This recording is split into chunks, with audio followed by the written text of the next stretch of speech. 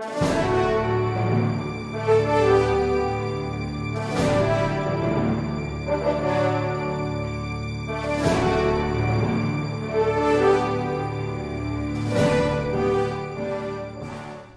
your right hand. Do you swear to tell the truth, the whole truth, and nothing but the truth in this impeachment proceeding?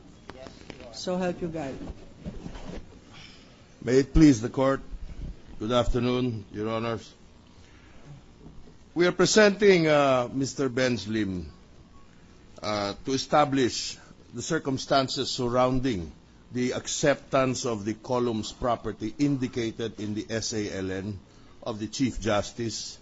The issue we wish to address with his testimony is to justify why the inclusion in the SALN is on a different date, whereas the titling of the property occurred much earlier.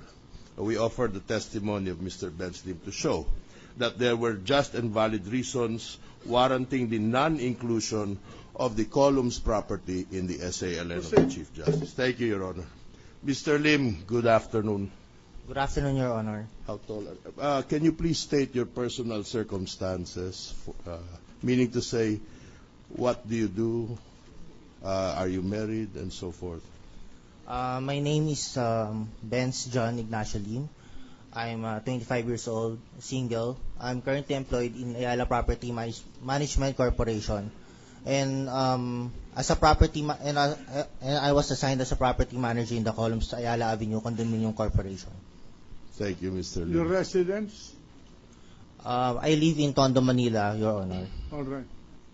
Mr. Lim, you mentioned that you were employed by what was the company, Ayala? Ayala Property Management Corporation, Yes. sir. Can you tell us what is the nature of the company's business?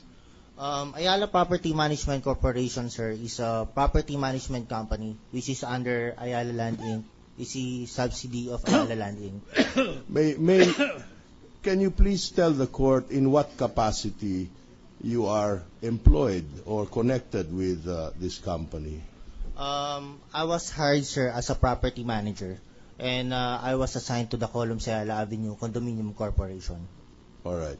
Now, when you say you were hired as a property manager, what do you mean? What does a property manager do? A property manager, sir, is the one who manages the common area of the property itself. All right. Now, you informed us that you were assigned to The columns Ayala Avenue Condominium the Corporation. columns sir. Ayala. Yes. Yes, sir. Is this columns? This is a condominium. Yes, sir. It is already under Condominium Corporation. All right. It is a condominium, and is it owned by the company you represent? No, Your Honor. It was already under the Condominium Corporation, the association itself. Wait a minute. Anyway, you were assigned to this company, to this columns project. Yes, sir. Now, what is it specifically that you do for the columns condominium? I am the one, sir, who manages all the common area of the property, sir. Would I be correct in describing you as the general manager or the building administrator? Building administrator, Your Honor.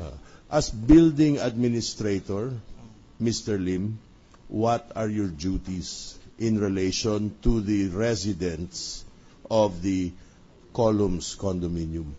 Basically, sir, we are the one who handles the common area of the building itself. Now, we also entertain complaints from the unit owners. Yes, sir. I understand. Now, when you receive complaints from the unit owners, what do you normally do with these complaints? It depends on the complaint, sir. Basically, if the complaint is based on the common area, for example, for the cleanliness or any equipment of the building, we handle it. Can you tell us, Mr. Lim, if you perform any financial functions in the discharge of your job or work as building administrator? Objection, Your Honor. Question is leading, and the witness has already stated that his only duties are to manage the common areas and act on May I complaints. answer? Thank you, Your Honor. Yes, please, Mr. Lim. Tell us if there are any financial functions related to your work? Actually, sir, the only financial functions is basically we are under association already. So under association, we bill condominium dues. I'm sorry? We bill condominium dues, sir. You bill condominium dues? Yes, sir. What does that mean, Mr. Lim? The association dues itself, sir, of the building itself. What do you do with these association dues? That funds, sir, are the ones who we use for the managing of the whole common areas of the buildings. So, do I understand it that the association dues is a fund which you use for the upkeep? Is that correct? Yes, Your Honor, that's All correct. right. Now, where is this where are these association dues kept? Basically, sir, this is we have the association has its own bank. We build it, then we collect it. When you say we bill it, what do you mean we bill it? We bill what? Mr. We Witness? build the association dues, sir. Then if the unit owners paid already, then we put in the bank of the association. You bill the individual condominium owners, Yes, Your Honor. and then you put that in the bank account Yes, Your Honor. to be used for the management of the common areas, Yes, Your Honor. like disposal of garbage, janitorial services, electrical repairs for other facilities of the building. Yes, Your Honor. All right. Now, Mr. Lim, thank you, Your Honor. Are you responsible? Who is responsible? I'm sorry. Who is responsible for billing the homeowners or the residents? The property manager itself, sir. Are you referring to yourself? Yes, sir. All right. Now, if a resident refuses to pay, what do you do? Normally, sir, on the condominium laws, we send billing. Then, if we didn't receive any payments yet, we send demand letters. A demand letter. Who is the signatory of your demand letters when you send them, Mr. Lim? Basically, the property manager itself, sir. Are there any other demand letters sent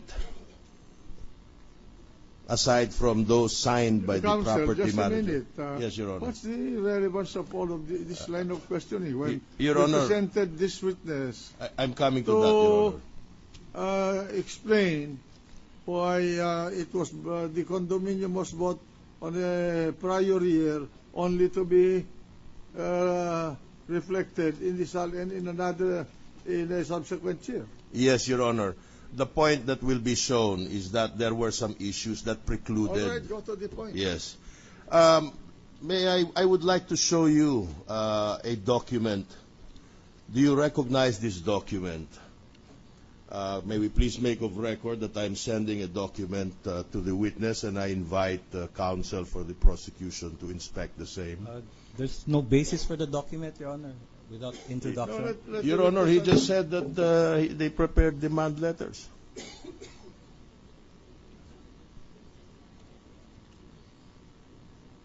Do you recognize the document, Mr. Lim? Yes, Your Honor. Can you tell us what this document is, if you know? This is the final demand letter, sir, sent by our corporate secretary of the association to Final Mrs. demand to whom? To Mrs. Corona, sir. Who is Mrs. Corona? Mark. What's her name? To Mrs. Christina Corona, Your Honor. Was she occupying the property? No, Your Honor. Who was occupying the property? None, Your Honor. Nobody.